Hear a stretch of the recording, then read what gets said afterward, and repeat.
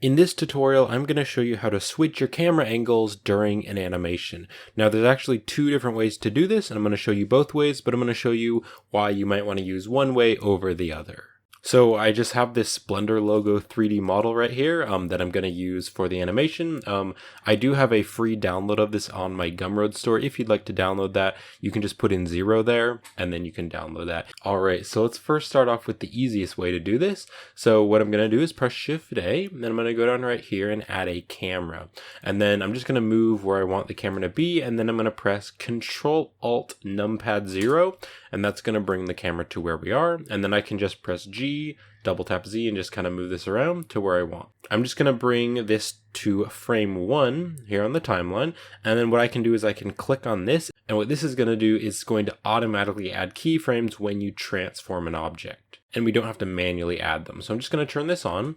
And then if I just press G and then click, you can see that now there's that little diamond there, and that means it's added a keyframe. So now I'm just going to hit the spacebar and play this, and maybe I'll just have it go to like frame 100. Now I can just press G and double tap Z, and I can just bring this in, maybe move it up a little bit, and now you can see it's going from there all the way back. And then if you want to have your camera moving at a consistent rate, just move your mouse over this and press A to make sure the diamonds are yellow so they're selected. And then you can press T, and then the default here is Bezier. That's going to make it so it's a smooth transition, so it slowly moves faster and then it moves slower.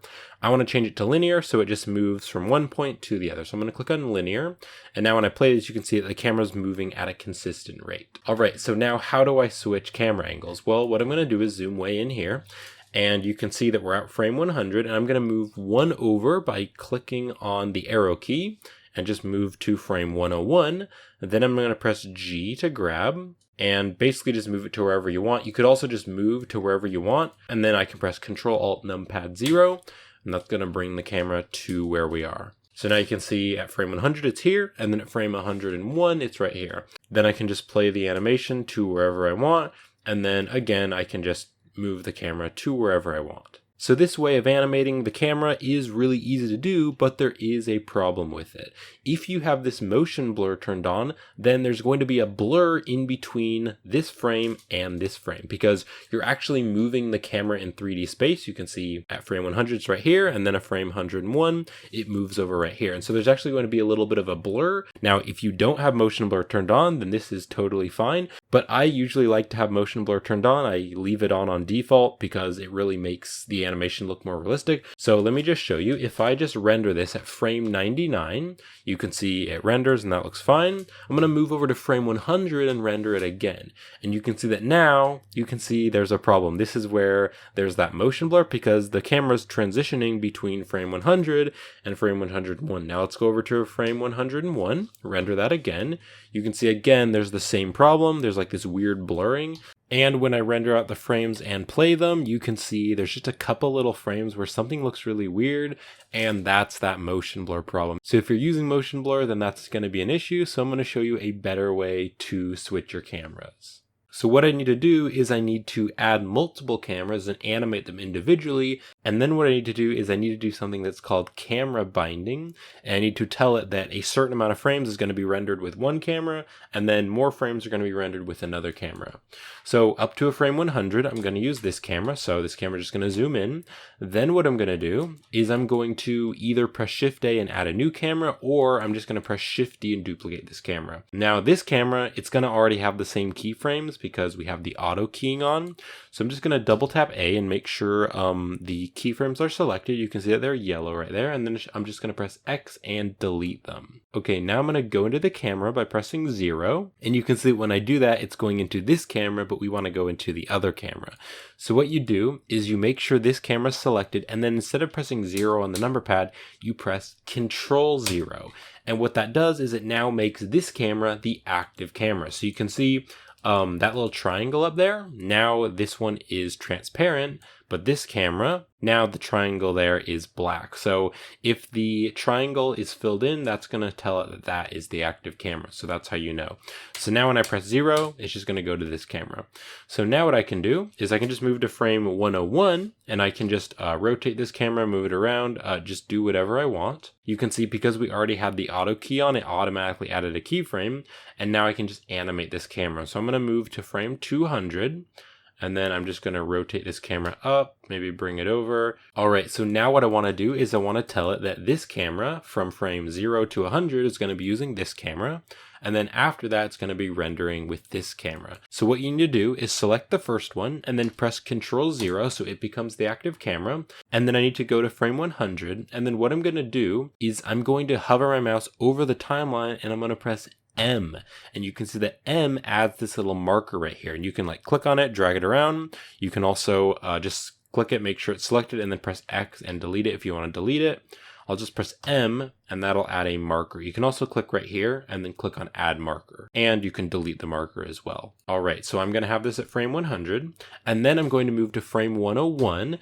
And I'm going to press M and add another marker. So you can see that we can select the markers, and there's 2 markers, one at 100 and then one at 101. Make sure the camera is selected, make sure it's the active camera, and then hover your mouse over here and make sure this is selected, this marker here, and press Ctrl B. And that's going to add this camera right here. You can see it says camera, and you can see that it says bind camera to markers. That's what we did, Ctrl B. I like to use shortcut keys because shortcut keys really speed up my workflow, but you can also just click on that, bind camera to marker. So now this camera is bound to that marker, and up until frame 100, it's going to be using that camera. Now we haven't bound the other camera, so it's still just keeping it at this camera. So what we need to do is we need to go to frame 101 and then select this marker. And then I'm also going to select this camera. So we have this camera selected, the second camera, and then we have it at frame 101 because that's where this camera starts moving. And then we have this marker selected. You hover your mouse over the timeline and press Ctrl B, or you can also go marker, bind camera to markers. And now you can see that if I'm at frame 100, this one is filled in black, so it's the active camera. But then if I move to frame 101, you can see that now this is the active camera.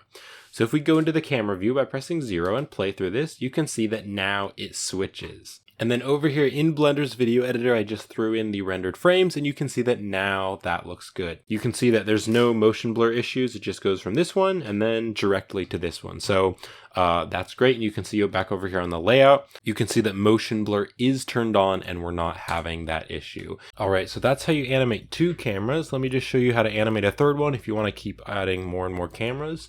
So what I'm going to do is just select this camera and duplicate it, or you could also just press Shift A and add another camera. I'm just going to press Shift E and duplicate this one. And then because we duplicated it, it has the same animation. So I'm just going to double tap A, make sure I select those keyframes there, and then press X and delete them. All right, so this camera here, if I go into the camera, it ends at frame 200. You can see it just stops right there.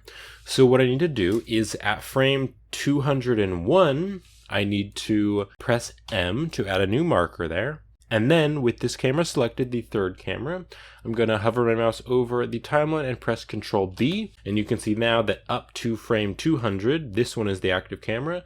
And then at frame 201, this one becomes the active camera. So now we can go ahead and animate this camera. So I'm going to move over here and press Ctrl Alt Numpad 0 to bring that over there. Just kind of zoom in here. Okay. And then we can just move to maybe frame 250, and then I can just rotate this and just animate it however you like. And there we go. So now we have 3 cameras. So if I just play through the whole thing, there's the first camera, and then it switches to the second camera, and then it switches to the third camera, and then it looks like this camera starts to speed up and then slow down. So I'm just going to press T, click on linear to make sure that's a linear animation. So there we go. That is a much better way to animate cameras. It does take a little bit longer, but especially if you're using motion blur, it can be really helpful. And it can also be really helpful if you want to have different settings on the different cameras. So that's the video. I hope this was helpful. Thank you very much for watching, and I will see you in a future video.